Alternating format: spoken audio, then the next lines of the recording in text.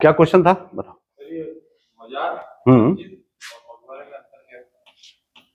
मजार, मॉस्क्यू और मकबरा। देखो, मस्जिद का मतलब होता है अ प्लेस टू ऑफर नमाज कलेक्टिवली। एक ऐसा स्थान जहां पर लोग एक साथ मिलकर के नमाज अदा कर सकते हो, उसे मस्जिद कहा जाता है ना। फिर वो इस पर डिपेंड करता है कि कुछ ऐसी मस्जिद होती है, मैंने कहा था ना, जिसको लोग अपने लिए यूज करते हैं या फिर छोटे छोटे एरिया में यूज करते हैं। लेकिन अक्सर हर शहर में ऐसी मस्जिदें होती हैं जहां जुमे की नमाज, शुक्रवार को जो नमाज होती है, उसका समय बाकी की नमाजों से अलग होता है। तो जो जुमे की नमाज होती है उसमें यह माना जाता है कि शहर के सभी लोग मिलकर के एक साथ अदा करेंगे, और उसके लिए बड़ी मस्जिद चाहिए। तो ऐसी मस्जिदें जहां पर जुमे की नमाज अदा की जाती है उसे जामा मस्जिद कहा जाता है ना। तो मस्जिद नमाज अदा करने का प्लेस है। हाँ, प्रार्थना करने का। जैसे हम मंदिर में जाकर के प्रार्थना कर सकते हैं, मस्जिद में जाकर प्रार्थना कर सकते हैं। क्योंकि जो इस्लाम है वो बुत परस्त नहीं होता है, वो मूर्ति पूजा नहीं करते हैं, इसलिए वहां पर किसी प्रकार की ऐसी कोई मूर्ति होती नहीं है ना। हमको लगता है ये कैसा कंपाउंड बना दिया है, वो नमाज ऑफर करने के लिए। और ऐसी बहुत बड़ी बड़ी मस्जिद है, जैसे अपने भोपाल में भी एक ताजुल मस्जिद है जो बहुत प्रसिद्ध है, एक दिल्ली में जामा मस्जिद है। तो लोग कहते हैं कि कौन सी जामा मस्जिद, और आप याद रखिए जामा मस्जिद हर शहर में होती है ना, हर शहर में होती है। जामा मस्जिद किसे कहते हैं, जहां पर जुमे की नमाज अदा की जाती है, उसे जामा मस्जिद कहा जाता है। अब आते हैं मजार पर, मकबरे पे। इसमें एक चीज तो मिस कर दी तुमने, दरगाह। दरगाह भी तो कर बोलो। हाँ, वो मजार और दरगाह होती है। अब देखो इसमें क्या करते हैं कि इस्लाम में या हिंदुओं में, किसी भी धर्म में दो तरह के लोग होते हैं। एक वे जो धर्म के पुजारी हैं, जैसे हर हिंदू जरूरी नहीं है पूजा करता हो, हर हिंदू साधु नहीं होता है। ऐसे ही इस्लाम में भी हर व्यक्ति फकीर और संत नहीं होता है, सामान्य लोग भी होते हैं। तो जब भी किसी को, सामान्य व्यक्ति को कहीं भी बरीड किया जाता है, दफनाया जाता है, और उसको दफनाए जाने वाले स्थान पर एक आर्किटेक्चरल डेवलपमेंट किया जाता है, तो उसे मकबरा कहा जाता है ना, उसे मकबरा कहा जाता है। लेकिन मकबरा और मजार में थोड़ा सा डिफरेंस होता है। मजार तो हम किसी भी छोटी से छोटी उसको कह सकते हैं, कब्र को कह सकते हैं, है ना। जैसे आप फैसलाबाद में जाएंगे तो वहां नुसरत फतेह अली खान साहब की मजार बनी हुई है, उस पर लोग जाते हैं कब्रिस्तान में, उस पर फूल वूल चढ़ाते हैं। लेकिन जब वहां पर एक बड़ा आर्किटेक्चरल डेवलपमेंट कर दिया जाएगा, तो उसी मजार के ऊपर एक बड़ी सी संरचना बनाई जाएगी जिसे मकबरे की श्रेणी दी जाएगी, है ना। तो मकबरा किसी भी मजार का डेवलपमेंट है, एक बड़ा डेवलपमेंट है। जैसे ताजमहल अल्टीमेटली कहीं ना कहीं एक मकबरा भी है, ताजमहल कहीं ना कहीं मकबरा भी है। ऐसे ही चीनी का रोजा है, वो भी एक मकबरा भी है। एतमा उद्दौला के तो मकबरे को मकबरा ही कहा जाता है, उसको एतमा उद्दौला का मकबरा। या फिर इल्तुतमिश ने जो बनवाया था मकबरा, वो अपने बेटे के लिए, नसरुद्दीन के लिए, वो भी मकबरा है। तो मकबरा एक आर्किटेक्चरल डेवलपमेंट है किसी भी मजार की, है ना। मजार किसी की भी हो सकती है। जनरली मजार या इस्लाम में, हिंदुओं में भी जब किसी को बरी वो जलाते हैं और वहां पर कुछ बनवाते हैं, तो उसको मकबरा ना कहकर के समाधि कह देते हैं।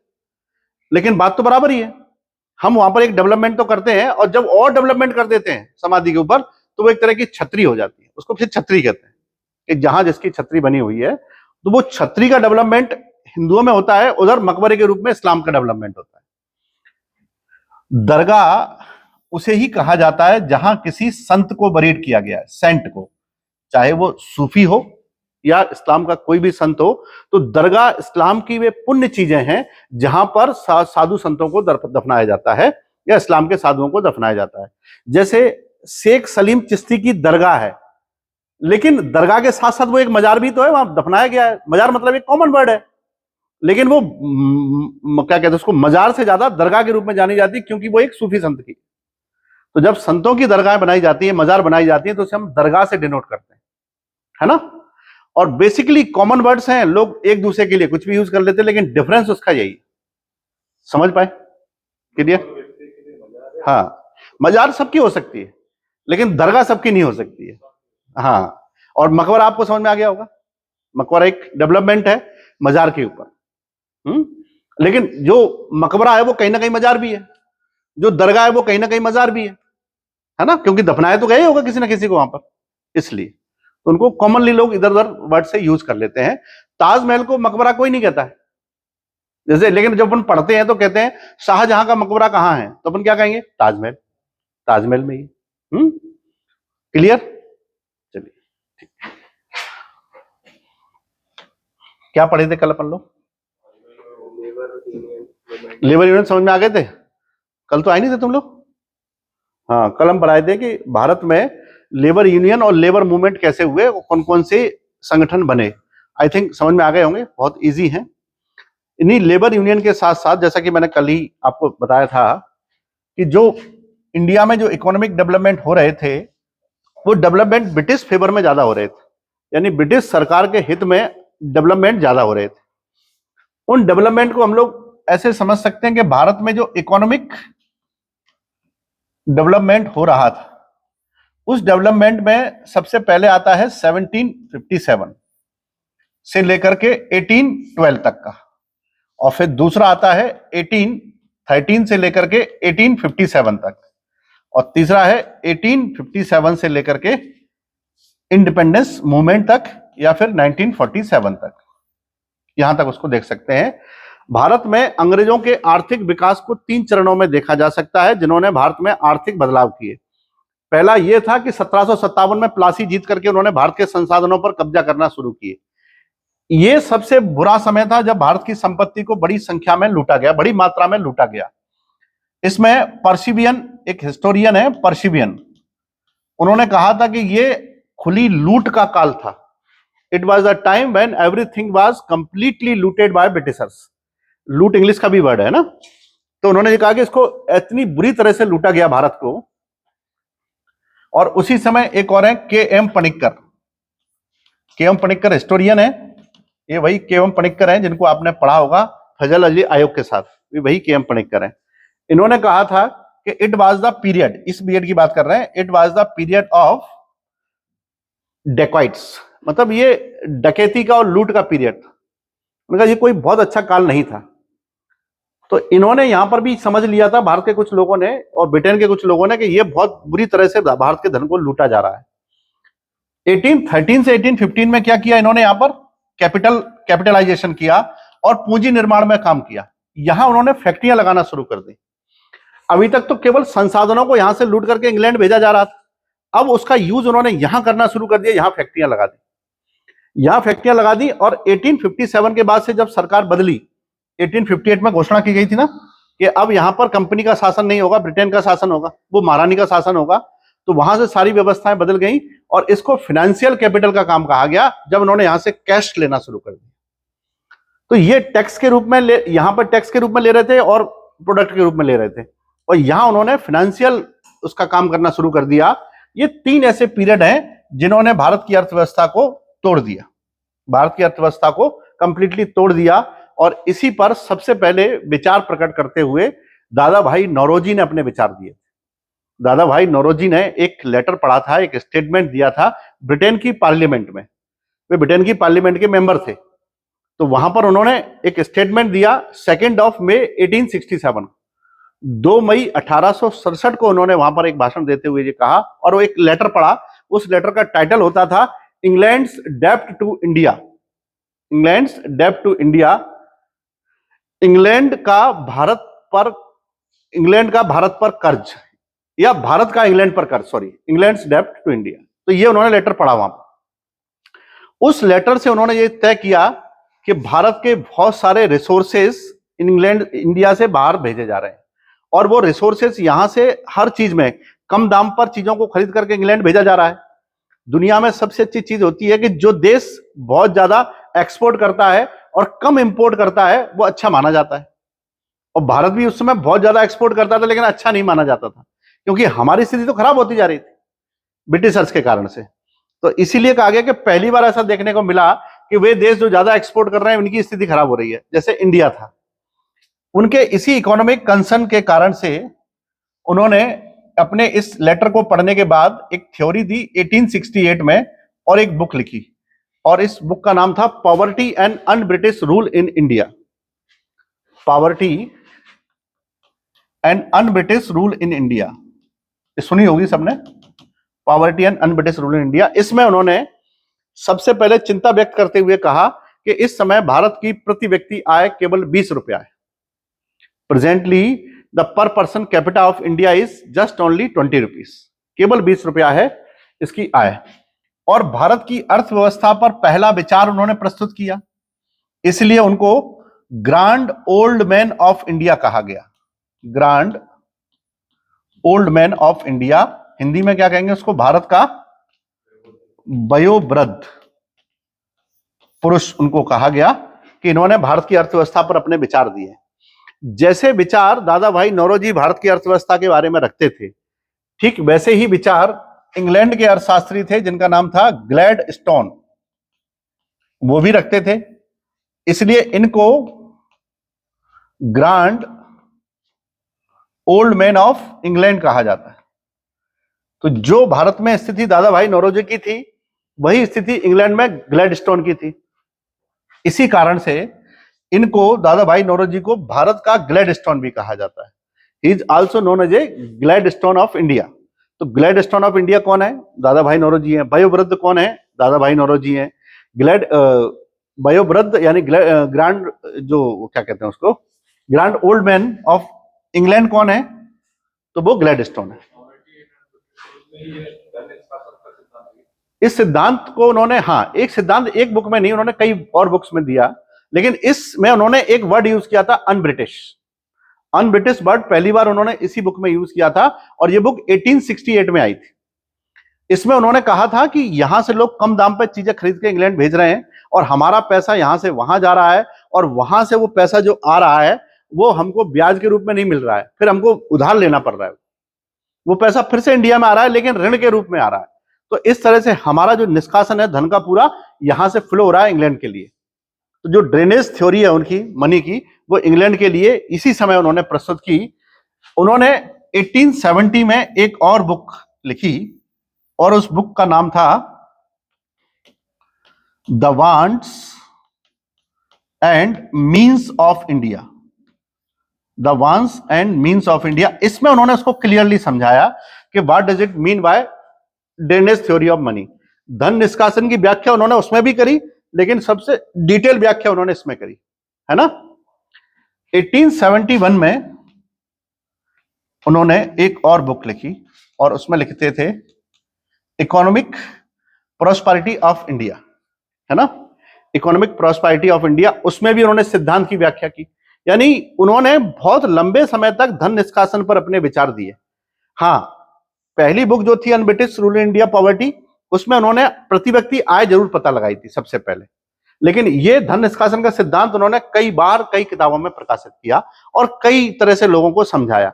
उनकी इन बातों से प्रभावित हुए बहुत सारे लोग। उनमें से एक थे एम.जी. रानाडे,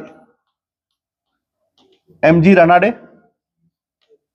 और एक गोखले, गोपाल कृष्ण गोखले। तो गोपाल कृष्ण गोखले ने, रानाडे ने यह कहा था 1901 में, उन्होंने ये कहा कि अंग्रेज हमारे यहां से सब कुछ छीन के ले जा रहे हैं। उसको हम लोग निष्कासन कहते हैं कि उनसे जो कुछ हमको मिलता है वो किसी भी दूसरे फॉर्म में नहीं मिलता है, बल्कि हमको ऋण के रूप में लेना पड़ता है। तो हमारा पैसा एक बार चला गया, उसके बदले हमको कुछ नहीं मिलता है। उसके बदले सामान मिल जाएगा तो भी चलेगा, लेकिन हमको तो कुछ भी मिलता ही नहीं। रानाडे के इन्हीं विचारों को प्रभावित होकर के गोखले ने भी विचार दिए और उन्होंने भी धन निष्कासन का प्रयोग किया। इन्होंने भी धन निष्कासन का प्रयोग किया और दादा भाई नौरोजी तो कर ही रहे थे। दादा भाई नौरोजी ने तो धन निष्कासन को डेविल ऑफ और डेविल्स का, एविल ऑफ ऑल एविल्स कहा। उन्होंने कहा जी अनिष्टों का अनिष्ट है, राक्षसों का राक्षस है। उन्होंने उसको इस नाम से कहा कि इसी से भारत की अर्थव्यवस्था की कमर टूट रही है और भारत में भूखमरी वगैरह फैल रही है। 1901 में ही एक व्यक्ति और आए, इनका नाम था आर.सी. दत्त, रमेश चंद्र दत्त। इन्होंने एक बुक लिखी इकोनॉमी ऑफ इंडिया, है ना। उन्होंने एक बुक प्रस्तुत की इकोनॉमी ऑफ इंडिया। उसमें वो कहते हैं कि जब गर्मियों में सूरज हमारे यहां से पानी को खींच लेता है, तो ऐसे ही ये लोग हमारे यहां से धन को अवशोषित कर लेते हैं, लेकिन सूरज बरसात आने पर उस पानी को लौटा भी देता है। उन्होंने ये कहा, हालांकि सूरज पानी नहीं लौटाता है, लेकिन वो कहते हैं कि सूरज के द्वारा खींचा गया धन जो गर्मियों में खींच लेता है पानी, वो हमको बरसात में वापस भी मिल जाता है बारिश के रूप में। लेकिन अंग्रेजों के द्वारा भारत से शोषित किया हुआ या जब्त किया हुआ धन हमको कभी भी वापस नहीं मिलता है। ये इन्होंने इकोनॉमी ऑफ इंडिया में प्रस्तुत किया, है ना। ये वही है जिन्होंने सबसे पहले भारत की अर्थव्यवस्था पर गंभीर बुक लिखी, economy of India, RC Dutt. इनको भी इकोनॉमिस्ट, फर्स्ट जनरेशन के इकोनॉमिस्ट इन्हीं चारों को कहा जाता है, आरसी दत्त, गोखले, रानाडे और नौरोजी। इनमें सबसे ज्यादा उम्र किसकी थी? दादा भाई नौरोजी की, इसलिए उनको ग्रांड ओल्ड मैन कहा गया, है ना। तो ये भारत की पहली पीढ़ी के हैं और भारत में इसी पर काम करते हुए और लोगों ने भी अपने विचार दिए। जैसे एक बेरिंग थे, बेरिंग ने 1882 में यह पता लगाया कि अब पर पर्सन कैपिटा बढ़ के 27 रुपए हो गई है। पर पर्सन कैपिटा बढ़ करके 27 रुपए हो गई है, पहले जितनी नहीं बची है 20 से बढ़ के 27 हो गई।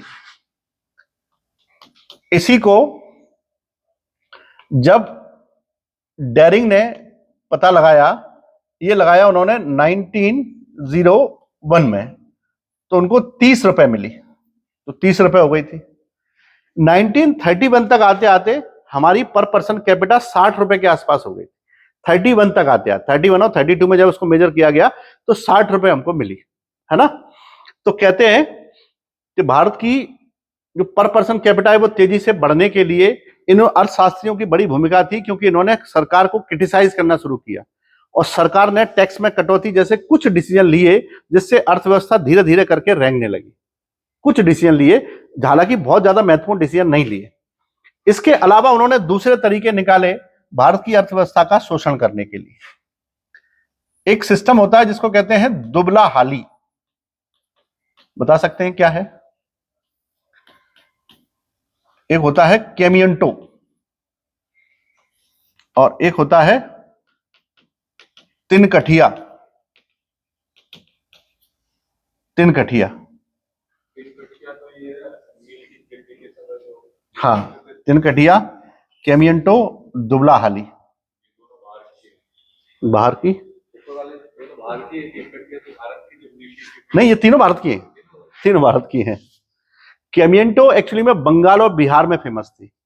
केमियंटो का मतलब ये होता था कि अगर ब्रिटिश सरकार ने आपको धन दिया है, किसी जमींदार के द्वारा धन दिलवाया है, तो उसके ब्याज के बदले आपको उसके घर पे काम करना पड़ेगा। हाँ, इसका यही नाम है, केमियंटो ही, क्योंकि केमियोटो उनको कहा जाता था जो इस प्रकार के गुलाम होते थे, इसलिए उसको ये शब्द दिया गया। दुबला हाली भी ऐसी है कि मजदूरों को एडवांस पेमेंट कर देते थे, एडवांस पेमेंट कर देते थे। उन्होंने कहा यहाँ कितनी फसल होगी, उन्होंने कहा हमारे यहाँ 20 कुंटल गन्ना होगा लगभग, तो वो गन्ने की कीमत उनको पहले ही दे देते थे कि 5 रुपए किलो के हिसाब से ये लो गन्ने की कीमत, अब तुम्हारे खेत में जो भी गन्ना होगा वो हमको देना पड़ेगा। उन्होंने पहले ही पूछ लिया कितना होगा, उन्होंने कहा कि 20 किलो के लगभग होता है, और उन्होंने 5 रुपए केजी के हिसाब से पेमेंट कर दिया। जब फसल हुई तो गन्ना वहां पर हुआ 28 कुंटल, लेकिन चूंकि अब वो गन्ने को वापस नहीं ले सकते हैं, पैसे पहले ले चुके हैं। दूसरा, जब गन्ना उनको बेच रहे हैं, वो दे रहे हैं, उस समय गन्ने की कीमत 5 रुपए नहीं है, 6.5 रुपए है, तो वो तो फंस गए ना, उनको पूरा उनको देना पड़ता था क्योंकि एडवांस पेमेंट ले लिया उन्होंने। तो सरकार ने इस तरह से इनडायरेक्टली भी भारत का शोषण करना शुरू किया, दुबला हाली के द्वारा, केमियंटियों के द्वारा, या फिर तिनकठिया। तिनकठिया क्या था? हाँ,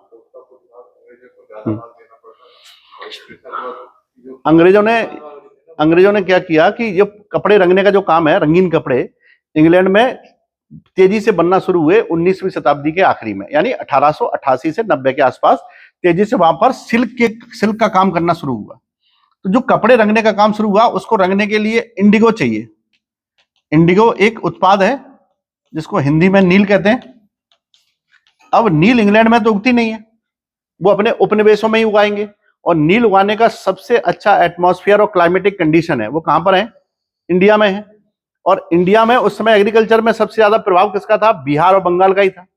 तो बिहार के क्षेत्रों में इन्होंने एक कानून लागू किया कि बिहार के किसानों ने नील की खेती करने से मना कर दिया था कि हम नील की खेती नहीं करेंगे, क्योंकि वैसे भी स्थिति बहुत खराब है और नील की खेती करने से जमीन बंजर हो जाती है। तो बात सही भी है, नील की खेती लगातार करेंगे तो जमीन बंजर हो जाती है, तो फिर कुछ कर ही नहीं पाते हम लोग। तो उन्होंने करने से मना कर दिया। तो अंग्रेजों ने एक कानून पारित किया कि हर किसान को उसके पास जो भी जमीन है उसके 3/20 भाग पर नील की खेती करनी ही पड़ेगी। 3/20 भाग पर नील की खेती करनी ही पड़ेगी, इसलिए उसे तिनकठिया कहा गया। सामान्य भाषा में उसको तिनकठिया कहते थे। इससे बिहार की अर्थव्यवस्था और कृषि क्षेत्र पर बड़ा नुकसान हुआ। इसी कारण से बिहार में किसान आंदोलन शुरू हो गए थे। पहले से भी चल रहे थे किसान आंदोलन, यहां से और तेजी से हो गए। और ऐसे ही एक किसान नेता थे जिनका नाम था राजकुमार शुक्ला। ये बात कब की है? 1915 में इन्होंने कानून लागू किया। 16 तक स्थितियां गंभीर हो गई और 1915 में आपको पता है कि महात्मा गांधी भारत आ चुके थे। महात्मा गांधी जब भारत पहुंचे थे 9 जनवरी को, तो वो साउथ अफ्रीका से सफल होकर आए थे। साउथ अफ्रीका में इसी ब्रिटिश सरकार के खिलाफ आंदोलन जीत के आए थे वो। इसलिए गांधी जी की ख्याति बहुत पहले से हो गई थी। हर व्यक्ति गांधी को वो बनाना चाहता था, अपना लीडर बनाना चाहता था। तो गांधी जब यहाँ आए तो उनसे मिलने के लिए गए थे राजकुमार शुक्ला, और उन्होंने गांधी जी से कहा कि आपको बिहार चलना चाहिए, बिहार में आपकी बहुत जरूरत है। गांधी जी ने ध्यान नहीं दिया इस बात पर। गांधी जी उसके बाद चेन्नई गए तो वो चेन्नई भी चले गए उनके पीछे पीछे कि आपको चलना है बिहार। तो गांधी ने कहा चलते हैं। फिर जब गांधी जी लखनऊ पहुंचे तो वो लखनऊ भी चले गए कि आप बिहार नहीं आए। तो गांधी जी को फिर लगने लगा कि बात बहुत सीरियस है, बिहार चलना पड़ेगा, शायद बिहार में कोई बहुत बड़ी घटना घटी है। उन्होंने कहा आपको चलना पड़ेगा, बिहार में बहुत स्थिति गंभीर है। तब उन्होंने प्रॉमिस किया कि मैं बिहार आता हूं, चिंता ना करिए। और गांधी जी ने प्रॉमिस किया और बिहार के लिए गांधी जी रवाना हुए।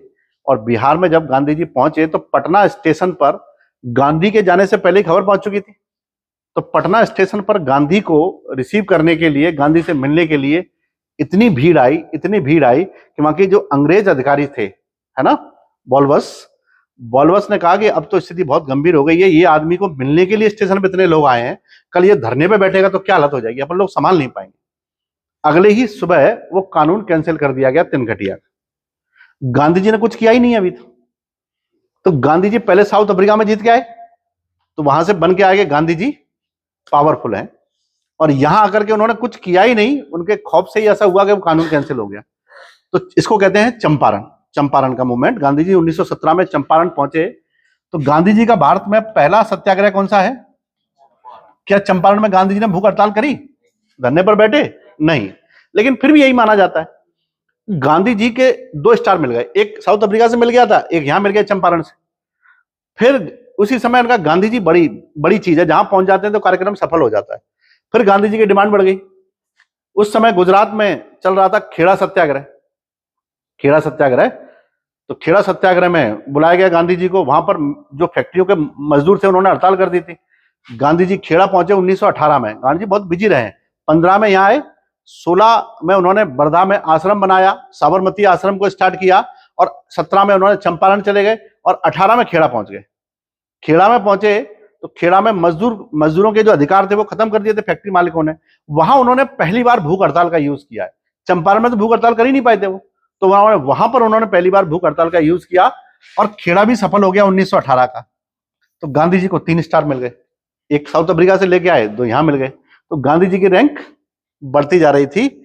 और उसी समय 1918 में पहला वर्ल्ड वॉर चल रहा था, फर्स्ट वर्ल्ड वॉर चल रहा था, और 1919 के नवंबर में पहला वर्ल्ड वॉर खत्म हो गया था। जैसे ही वर्ल्ड वॉर खत्म हुआ तो अंग्रेजों ने वादा किया था कि हम भारतीयों के लिए ये करेंगे, लेकिन पहले वर्ल्ड वॉर में सब मगन हो गए। वर्ल्ड वॉर में जीतने के बाद वो सब इंग्लैंड चले गए और वहां पर वो नीतियां करने लगे। और गांधी जी को जो लगता था, उधर गांधी जी की रैंक बढ़ती जा रही है।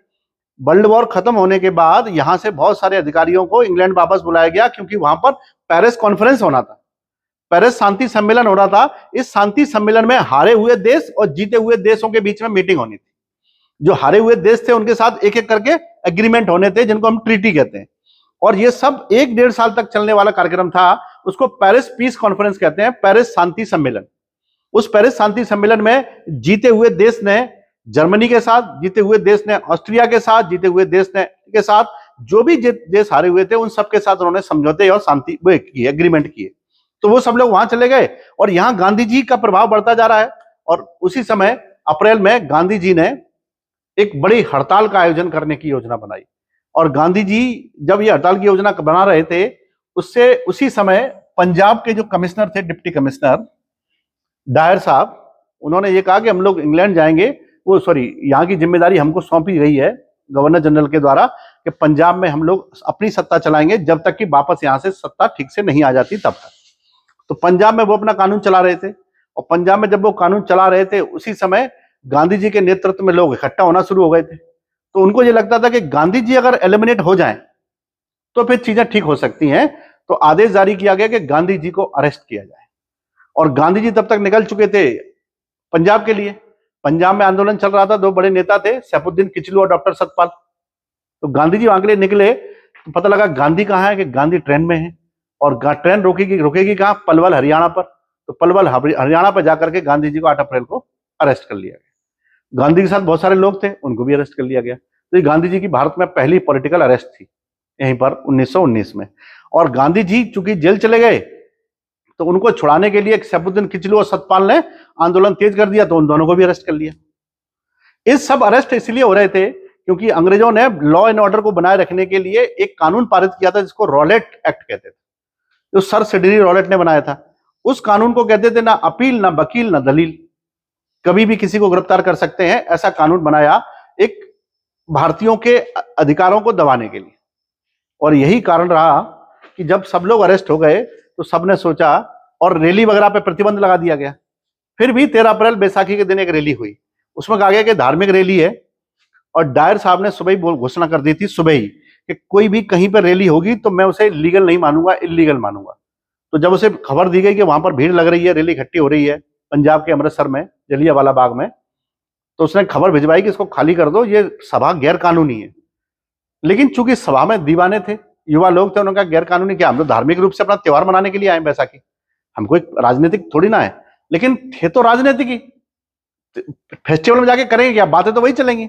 जब उन्होंने स्थान खाली नहीं किया तो 12 बजे उसने घोषणा कर दी कि अब हम टैंक लेके जाएंगे। टैंक चूंकि अंदर घुस नहीं पाया, जगह नहीं थी, तो राइफल से उसने गोलियां चलवाई, जिसमें हजारों की संख्या में भारतीय मारे गए। और उस समय ब्रिटिश सरकार की हायर अथॉरिटी कहां पर है, बिजी है इंग्लैंड में। कहां बिजी है इंग्लैंड में, पेरिस पीस कॉन्फ्रेंस में। यहां मिलिट्री के हवाले किया हुआ है सारी चीजें, और मिलिट्री के हवाले उन्होंने यहां पर सत्यानाश कर दिया, जलियांवाला बाग कर दिया। जलियांवाला बाग हो गया तो ब्रिटिश सरकार की बड़ी बुराइयां हुई कि ये क्या कर देते, सारे निहत्थे लोगों को मार दिया, ये वो। हालांकि कमीशन भी बना, अंडर कमीशन बना उसकी जांच के लिए, लेकिन कोई रिजल्ट नहीं निकला उसका। और आप जानते हैं कि उसमें तो ये कहा गया कि जो भी किया डायर ने वो अच्छा किया, क्योंकि डायर ब्रिटिश साम्राज्य का रक्षक है, उसको सम्मान में तलवार भी दी गई है ना।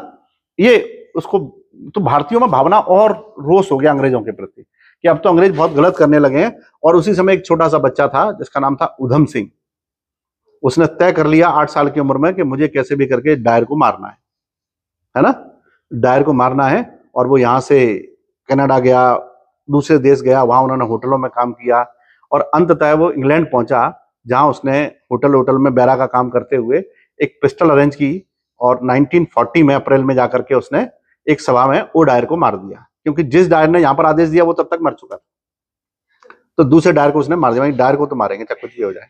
उसने कौन, एक मेजर था और एक डिप्टी कमिश्नर था, तो डिप्टी कमिश्नर मर चुके थे।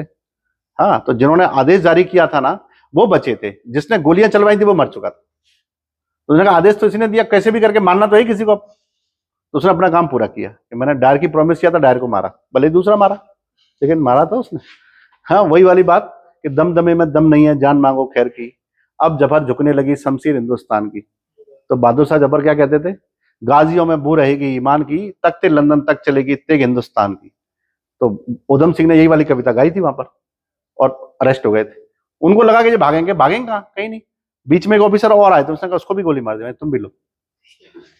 वो तो तय करके गया था, उसके जीवन का लक्ष्य ये था। तो ऐसे लोग भी हैं भारत की आजादी के लिए जिन्होंने ये काम भी किया है। आप इस काम को भी नकार नहीं सकते। क्या अंग्रेज इस काम से नहीं डरे होंगे? क्या अंग्रेजों पे कोई बम फेंकेगा, अंग्रेज उससे नहीं डरेंगे? क्या अंग्रेजों को कोई घर में बंद करके जला देगा, उससे अंग्रेज नहीं डरेंगे? है ना। तो आजादी, मैंने कहा था ना कि आजादी, उस आजादी में जो लोग शामिल हैं वो उस गुलदस्ते के समान है जिसमें कई तरह के फूल हैं। हम कभी भी एक तरफ झुकते हैं तो हम बेईमान कहलाएंगे कि हम एक तरफ झुक जाएंगे, आजादी इन्होंने दिलाई, इन्होंने दिलाई, इन्होंने दिलाई। आजादी सबका सामूहिक प्रयास था, किसी एक का प्रयास नहीं था।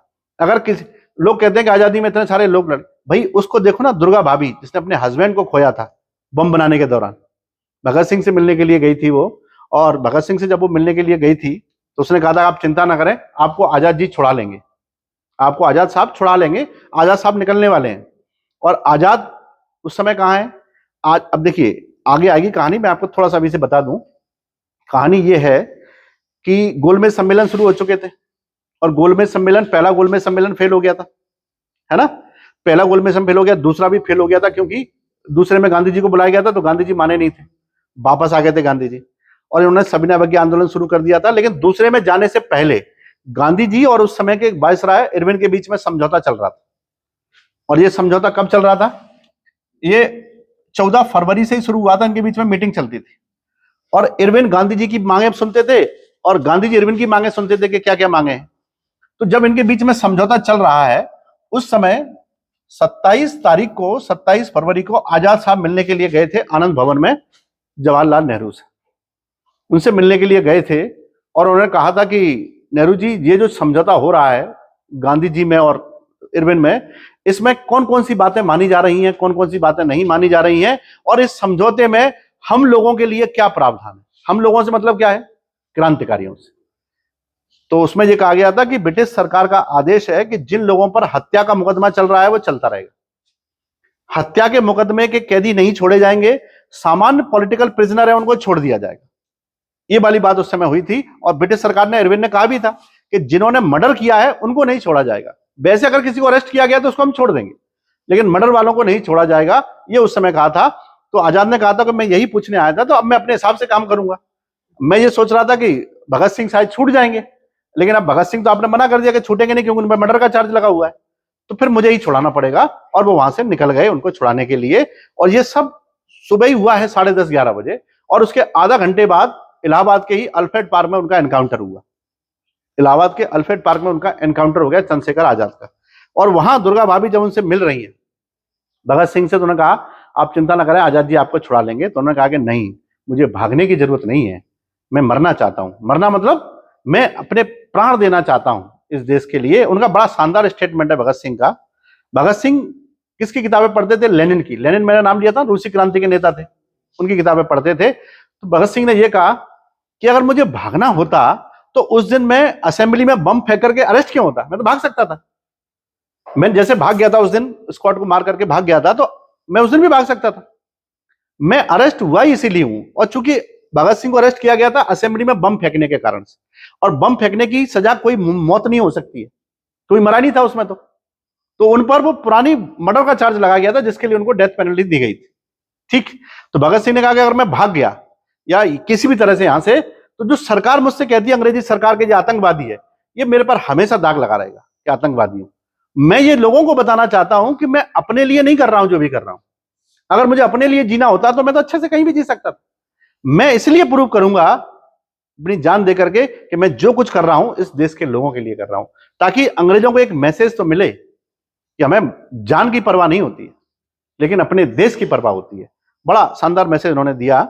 और अगले ही दिन उनको खबर लेके गई वो कि आजाद जी का एनकाउंटर हो गया। आजाद जी जिस पेड़ के नीचे मरे थे वो जामुन का पेड़ था, कि डेथ हो गई। तो वहीं पर फिर उनकी जो आखिरी जो रिचुअल्स होता है, लास्ट अंतिम संस्कार होता है, उसका अरेंजमेंट उन्होंने किया था कमला नेहरू ने। कमला नेहरू ने उनका अरेंजमेंट किया और वहां पर एक दूसरा जामुन का पेड़ लगाया। वो पेड़ उस समय लगा था और आज भी लगा हुआ है इलाहाबाद। अब तो उसका नाम चंद्रशेखर आजाद पार्क है, अल्फ्रेड पार्क नहीं है उसका नाम। और लोग कहते हैं कि आजाद जी की जब डेथ हुई तो उत्तर भारत के जितने भी लोग आजाद को जानते थे, भगत को जानते थे, वे सब उस पार्क में पहुंचे। कोई वहां से पत्थर उठा ले गया, कोई मिट्टी उठा ले गया, कोई वहां पर धागा बांध दिया, किसी ने उस पेड़ को लोगों ने भर दिया। क्यों? क्योंकि उसके पीछे आजाद जी की डेथ हुई थी। इसलिए अंग्रेजों ने रात में ही वो पेड़ कटवाने का निश्चय ले लिया, तब जाकर के सुबह दूसरा पेड़ लगाया गया। तो आजाद जी ने जो मैसेज दिया, इन लोगों ने जो मैसेज दिया, और ये वही कहानी है जहां से ये आरोप लगता है गांधी जी पर कि गांधी जी भगत सिंह और सुखदेव और राजगुरु की फांसी को क्यों माफ नहीं करवा पाए। अगर उनके और इनके बीच में मीटिंग चल रही थी तो उनको ये मुद्दा रखना चाहिए था कि आप इनकी फांसी की सजा माफ करो, है ना। आप लोग अच्छे से समझ सकते हैं कि जब दो एग्रीमेंट हो रहा है, एक सरकार के बीच में, एक आम लोगों के बीच में, कोई युद्ध नहीं हुआ है कि जीतने वाले की बात मानी जाएगी। ये जस्ट एक एग्रीमेंट हो रहा है ताकि Gandhi ji second round table conference में वहां चले जाए। तो गांधी इरविन समझौता 5 मार्च को हुआ है, यहां से चल रहा था लगातार लगातार, और 5 मार्च को पूरा हुआ है समझौता, गांधी इरविन समझौता। इसको एक नाम से और कहते हैं, दिल्ली पैक्ट भी कहते हैं, है ना, दिल्ली पैक्ट के नाम से भी जानते हैं, दिल्ली में ही हुआ था। तो उस समय ब्रिटिश सरकार की पहली शर्त यही थी कि मर्डर के चार्ज के आरोपी नहीं छोड़े जाएंगे, बाकी आपको जो भी बात रखनी है वो रखो, हम आपकी बात मानने की कोशिश करेंगे। लेकिन नियति को कुछ और ही मंजूर था। इस बात को समझना बहुत मुश्किल है लोगों के लिए। इसलिए आप पंजाब में कभी जाएंगे तो पंजाब में महात्मा गांधी को इसीलिए एक विलेन माना जाता है। उनको पंजाब के लोग उनको विलेन मानते हैं क्योंकि भगत सिंह को उन्होंने नहीं बचा पाया। उसके पीछे की स्टोरी समझेंगे तो शायद थोड़ा बहुत समझ पाएंगे, वरना देखने में तो ऐसा ही लगता है कि वो बचा नहीं पाए। देखने में ऐसा ही लगता है, पढ़ने में ऐसा ही लगता है, वास्तविकता कुछ और होती है। आपको लगता है कि एक ऐसा व्यक्ति जो सदैव अपनी चीजों को छोड़ करके देश के लिए कार्य करते थे, वो भगत सिंह को नहीं बचाते। क्या भगत सिंह उनके लिए प्रिय नहीं है ना? ऐसी बातें बहुत सारी, और कहानी तो बहुत सारी बना लेते हैं लोग। कहानी तो और भी एक बनती है, वो ये कहते हैं कि जब नेहरू जी से मिलकर के वो गए थे चंद्रशेखर आजाद, और गए थे आजाद, तो फिर उनका एनकाउंटर कैसे हो गया, कैसे पता लगा अंग्रेजों को कहां है आजाद, ये कहानी भी लोग बनाते हैं। आपको पता होना चाहिए कि ब्रिटिश सरकार भारत के बड़े बड़े नेताओं की हमेशा ही क्या करवाती रहती थी, जहां उनके पीछे वो लगे रहते थे एजेंट्स, ताकि पता लग सके कि कौन से क्रांतिकारी कहां रह रहे हैं। और ये तो पता होता था कि नेहरू जैसे नेता है, उनसे मिलने तो जरूर आएंगे ये लोग। तो ऐसा कुछ रहा होगा कि उनसे मिलने के लिए आए, किसी ने खबर दी होगी, है ना। लेकिन लोग ये कहते थे कि नहीं नहीं, दूसरे पक्ष के लोग तो यही कहेंगे ना कि उन्होंने ही खबर दी। उनको खबर देके क्या मिल जाता, उनको तो अभी से क्या, जब से चंद्रशेखर आजाद लड़ रहे थे तब से पता था कि कहां रहते हैं वो। तो खबर ही देनी होती तो कभी भी दे सकते थे, उस समय क्या जरूरत थी देने की। तो खैर स्टोरियां हैं, वो कहीं से भी कैसे भी बन जाती है। हमको थोड़ा सा उसको एक अच्छे तरीके से सोचना चाहिए, है ना। और हम खुद भी बुद्धिशाली हैं, तो हमको भी तो ये सोच अपना दिमाग लगा सकते हैं कि कौन सी घटना कैसे घट सकती है या कैसे घटी होगी। जब घटना घट जाती है तो फिर हम उसके पीछे कुछ भी स्टोरी बना सकते हैं, क्योंकि घटना के जो लोग हैं वो नहीं रहे हैं, हम तो स्टोरी कुछ भी बना लेते हैं, उससे कोई फर्क नहीं पड़ता है ना। तो जो आर्थिक स्थितियां हमारी जो हम पढ़ रहे थे भी, तो आर्थिक स्थितियों के कारण ही अंग्रेजों के प्रति भारतीयों में रोष व्याप्त हो गया, और उस रोष का परिणाम हमको आगे क्रांति, विद्रोह इत्यादि राष्ट्रीय आंदोलन के रूप में देखने को मिला। तो हम लोगों ने आर्थिक चीजें देखी कि आर्थिक रूप से कैसे हुआ, फैक्ट्री के मजदूरों को देखा कि कल कैसे उन्होंने संगठन बनाए, और इससे पहले हमने देखा कि न्यूज़पेपर कैसे कैसे सरकार का विरोध कर रहे थे, न्यूज़पेपर भी देखे। हमने ये भी देखा कि अंग्रेजों ने भारत में कौन सी शिक्षा प्रणाली विकसित की, जिस शिक्षा प्रणाली ने अंग्रेजों के विरुद्ध ही काम करना शुरू कर दिया। इसके अलावा रेलवे की स्थापना कर दी, डाकतार विभाग की स्थापना कर दी। ये सब अंग्रेजों के लिए धीरे धीरे अंग्रेजों के विरुद्ध हथियार का काम करने लगे थे, और भारतीयों को एकजुट करने में इनकी बड़ी भूमिका रही। इसके अलावा अंग्रेजी शिक्षा ने भारतीयों को पढ़ने लिखने के अवसर प्रदान कर दिए। बची कुची कसर अंग्रेजों की नीतियों ने पूरी कर दी कि उन्होंने कभी धर्म के आधार पर शोषण किया, कभी राजनीति के आधार पर शोषण किया, कभी आर्थिक आधार पर शोषण किया। फैक्ट्री प्रणाली ने मजदूरों की हालत खराब कर दी, कृषि के व्यापारीकरण ने कृषकों की हालत खराब कर दी, माइनिंग ने सारे आदिवासियों की हालत खराब कर दी। तो भारत का अधिकांश जनमानस ब्रिटिश सरकार के विरुद्ध हो गए, और ऐसी ही नेगेटिव परिस्थितियों में 1885 में कांग्रेस बनाई गई, है ना। कांग्रेस के बारे में अपन पहले भी थोड़ा सा समझ चुके हैं। कांग्रेस बनाई गई, कांग्रेस अंग्रेजों ने बनाई, फिर वो उन्हीं के लिए खतरनाक हो गई, इसलिए वो खुद ही उसको खत्म करने की बात कहने लगे, है ना। लेकिन कांग्रेस बनी, उससे पहले भारत में बहुत सारे डिसीजन अंग्रेजों ने लिए। उन डिसीजनों से जब कुछ नहीं हो पाया, तब जाकर के उन्होंने कांग्रेस बनाई, और अंततः कांग्रेस बनने से एक फायदा हुआ कि इस देश के लोगों को एक प्लेटफॉर्म मिल गया अंग्रेजों से बात करने का और लड़ने का। और इसी प्लेटफॉर्म का रिजल्ट रहा कि आगे चल के हमारा राष्ट्रीय आंदोलन बड़ा हो गया, क्योंकि 1880 के 85 के बाद से ही दादा भाई नौरोजी, चाहे लाला लाजपत राय हों, चाहे गोखले हों, चाहे रानाडे हों, देसाई हों, चाहे गांधी हों, इनकी भूमिका बढ़ने लगी। गांधी जी की भूमिका भारत की राजनीति में 1915 के बाद आई है ना।